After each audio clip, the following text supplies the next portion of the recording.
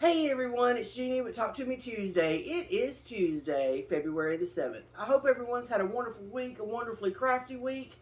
Um, I haven't been here in a couple of weeks, and I know I was still finishing up work, and that has finally wrapped up. So I'm officially off now. I have been working on some behind the scenes patterns, working on some projects, and I'll share them with y'all later. But today I just kind of wanted to touch base with y'all and let y'all know some other things that I'm working on that I can share. Um, so one of the problems that I'm having is I did put my Bonnie Hunter mystery quilt on my hand quilting frame. I've decided to hand quilt this one, and I've had this quilting frame for over 20 years. I can't tell you the exact date. I just know it was my very first frame that I ever got. I didn't start free motion quilting until a few years ago, and I'm horrible at it. But that'll just take time. I mean, I know when I first started quilting, I would pin everything and I would just lay the quilt in my lap and I would quilt it. And then at some point, I invested in this frame right here, and it's lasted me forever. And it would go fairly easy, but I kind of feel like I may have um, damaged the frame to a certain extent, and I really can't complain about it. I mean, way back when I paid probably $120 for it. The problem that I'm having is I have framed up my quilt, and it is when I am actually quilting on it, these side pieces are moving and this piece is moving on me. And I don't remember it doing that before. I remember it holding my quilt in place exactly where it's supposed to stay until I get ready to move to my next section. The last quilt that I worked on was cathedral window quilt, and I remember it doing just fine, but the quilt itself was also like massively heavy and bulky, and I was just doing some fine touches on hand quilting with it, and I'm wondering if one or two things have happened. Maybe it was already these pieces were already kind of at their limit, and then when I put that bulky quilt on it, it actually caused more damage, or the fact is it could just be old and it's time for a new one. And so then I'm wondering if I actually should invest in one, because I only hand quilt every now and then, but I do like the feel of a hand quilted quilt. And sometimes I like to do it because it gives it a whole different feel. My favorite part about hand quilting is the dimples. It leaves little dimples all over your quilt. And so when you flip it over, all you see is, and I just love it. Well, I am going to hand quilt it. I've already committed to that. But what I'm kind of thinking about doing is just doing large sections, hand quilting the large sections. I do have a small handheld, but it's just very, very small. Um, so doing the larger sections, getting it tacked down to my backing fabric, and then go back with my small frame and do the little details. And that's probably what I'm going to end up doing, but I haven't decided if I'm actually going to replace the frame or just let it go, just leave it as it is. Um, and then the other problem that I'm having, I started having some major issues. I got the Juki 2000, and I've had it for years, and it has been an amazing machine. I usually take it in about once a year, once every year and a half to be serviced. And for the most part, I'm able to maintain it myself, but there are occasions when I just feel better about taking it in and having it worked on. Well, I started having some pretty major tension issues, and I fought with it for about 3 days straight.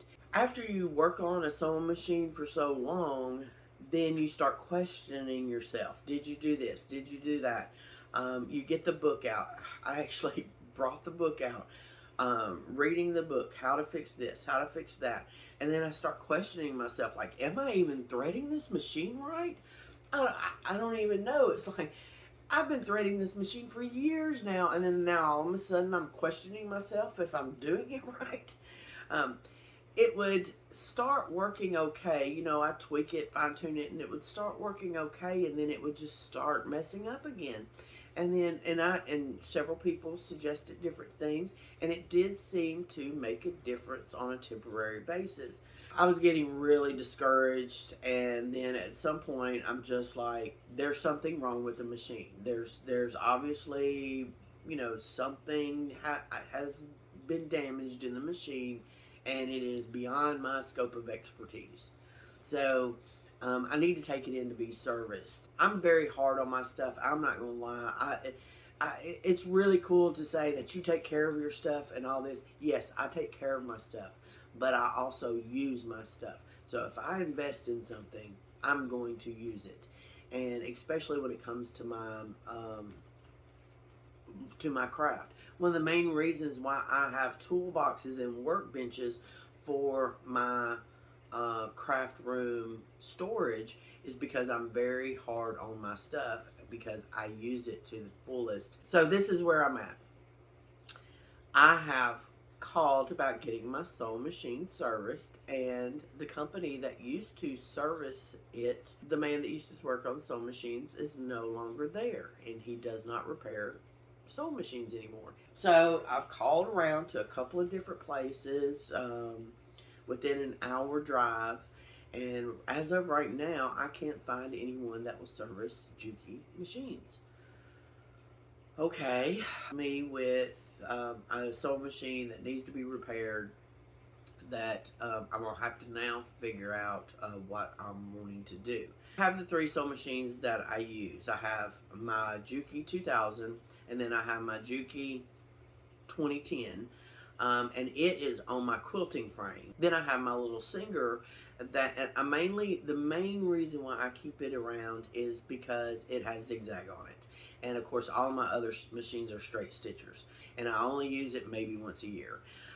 So originally I took out my Singer sewing machine, and I done a really good cleaning on it. It's a little bit, well, Steven comes home from work and he's like, what's going on? And so I explained to him about the sewing machines, and he's like, why don't you just take the one off of your quilting frame and use it until you can, get that one serviced. Because of course my little Singer is just it says heavy duty, but it is still very, in comparison to the Juki, there's no comparison between the two. I would much prefer sewing on the Juki. So, after that, we agreed, yes, I'll take my sewing machine off of the quilting frame, and then we have started the discussion of me keeping my 2010 for my straight sewing, and then my old 2000, having it serviced, find someone to have it serviced, and then probably just sell it. I've put a lot of miles on it, and this might be a good opportunity for me to upgrade. We might be making an investment in me another quilting machine, and the one that I'm considering is the Qnique 15R is the one that I'm looking at. And I've never purchased well, I guess it's considered a mid-arm, but it looks like a long arm to me. I'm doing all the research, and it keeps saying mid-arm, but I'm like, this thing is, it's huge. It will fit my frame that I currently have, and then getting rid of my first Juki machine with the carriage.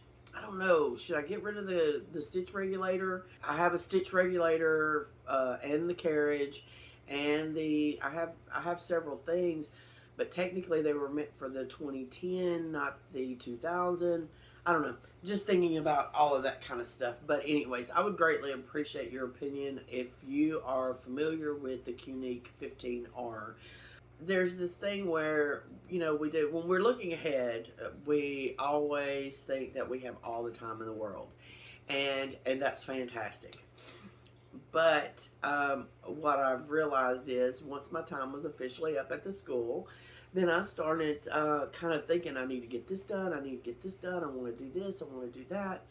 And You know, we got some repairs that I'm wanting to do. I'm wanting to do a couple of weekend or a couple of days. It may not be weekend, it may be like weekdays, but I'm wanting to do a couple of. I know I'm going to Jackson. No, I'm going to Dyersburg. Maybe going to Union City. Um, I may be going to Paducah. I don't know, but I really feel like a month really isn't that long. It really isn't that long. But when I do go back, I am planning on doing something more of a part-time basis versus a full-time basis. So I don't feel like I'm going to be stressed for time as much as I feel like I was before. I don't know. We'll see. And I'm just feeling very optimistic about things right now. And I am just enjoying tinkering around with different things. But it's almost overwhelming because I am trying to detox because my mind still goes to work. Even though I'm not physically going to work, my mind is still going there. The whole purpose for me taking this stretch off was because I was feeling weighed down. I couldn't disconnect. I was really having a hard time disconnecting. I'm really planning on taking this month and just doing what I feel like doing and being who I am, and just I think my mom thinks that I might be having a midlife crisis or something, and that could be true. That absolutely could be true, but that's okay. I'm already feeling better. I am getting things taken care of. I look forward to talking to y'all. I look forward to hopefully meeting up with a couple of y'all. Hey, y'all have a wonderful day. Bye.